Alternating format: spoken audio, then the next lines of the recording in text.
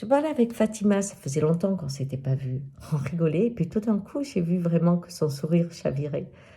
Elle avait les yeux dans le vague et je sentais qu'elle était triste. Alors je lui dis, qu'est-ce qu'il y a, c'est le Covid? Elle me dit, non, c'est la religion, ma grande.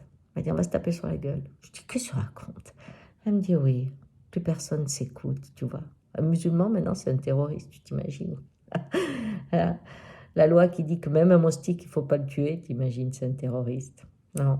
Elle me dit, oh non, le monde va mal, on ne s'écoute plus. J'ai dit, oui, il manque les vibrations. Elle me dit, qu'est-ce que tu dis par là? Je dis, oui, on pense que le respect, c'est juste se taire. Non, c'est pas ça. C'est pouvoir se connecter à l'autre afin de l'écouter autrement. Sans être forcément d'accord avec, mais de pouvoir l'écouter, c'est pouvoir le respecter, mais vraiment correctement. Mais alors, comment tu fais ça? Ah, c'est simple. Tu imagines que, supposons, tu mets le tableau du Christ en croix. Ah, elle me dit, tu vas pas recommencer. Je dis, écoute juste ça. Si tu mets un musulman, il va le regarder comme quelque chose qu'il ne comprend pas. Il dit, cet homme, votre prophète, est devenu Dieu. Il faut le ramener à l'état d'homme.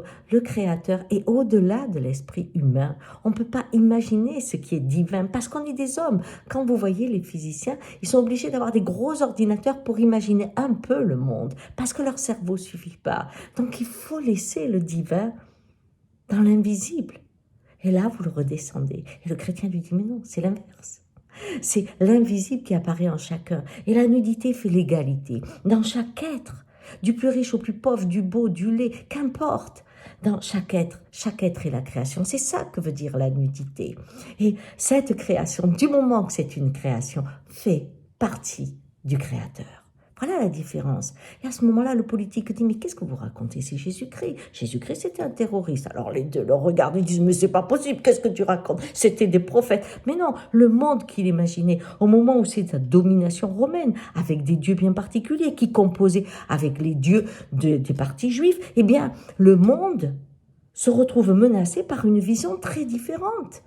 Et le monde ancien n'a pas envie de laisser naître le monde qui va le détruire. Et à ce moment-là, le psychologue dit, mais vous savez, c'est dans la nature. Il y a certaines personnes qui ont l'âme du sauveur. Ils pensent qu'ils détiennent la réalité du monde et que s'ils donnent leur vie, le monde entier va changer. Et des fois, ils font des choses magnifiques avec ça. Ils pensent que le sacrifice est nécessaire et qu'ils sont l'élu. C'est une pathologie pratiquement. À ce moment-là, le politique lui dit, mais tu te rigoles, non? Toi, tu pardonnerais à tout le monde parce qu'ils sont malades, on n'aurait plus personne en prison. Et les religieux qui disent, mais enfin, c'est pas un monde que donne le prophète, c'est le monde du cœur, le monde tel qu'il devrait être. Et tous les deux en cœur chantent. Vous voyez cette dispute qui se fait. Et à ce moment-là, il y a l'Indien. Et les autres se retournent et lui disent, et toi, l'Indien, tu dirais quoi? L'Indien occidental. Il dit, moi, tous les quatre, vous avez raison. Ah oui, bon, alors avec ça, on a bien avancé, hein.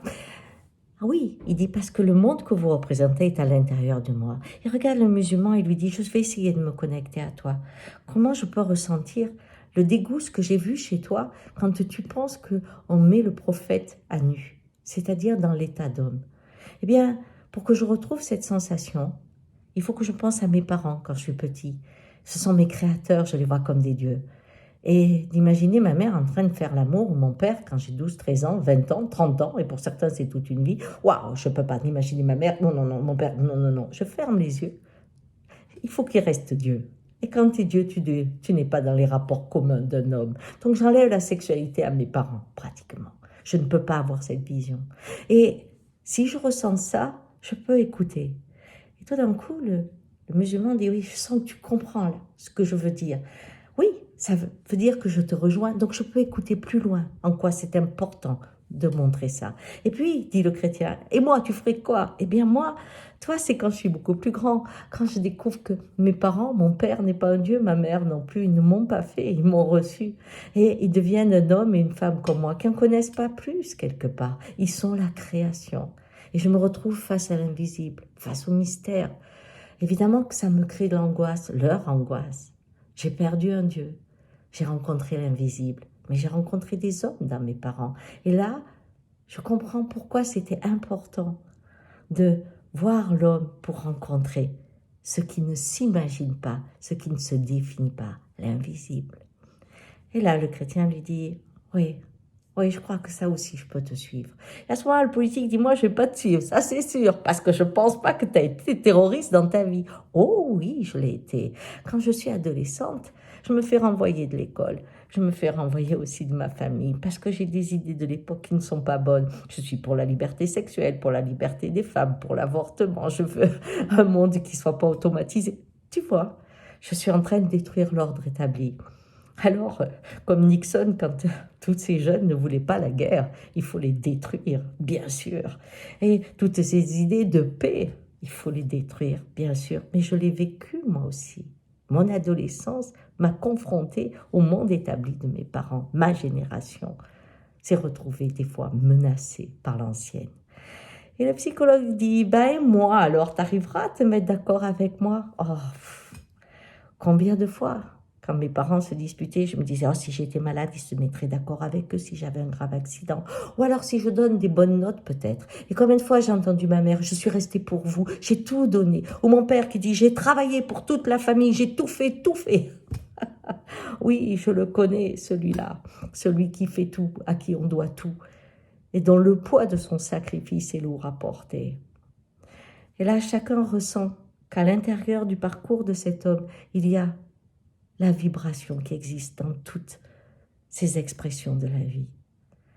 Alors c'est ça la route du respect, c'est d'abord trouver la vibration et ensuite on peut s'écouter sans se convaincre, juste en s'exprimant, parce que le philosophe dit chacun exprime son chant, sa réalité, et dans cette réalité naît le multiple de chacun, où le chant de l'invisible peut enfin être écouté.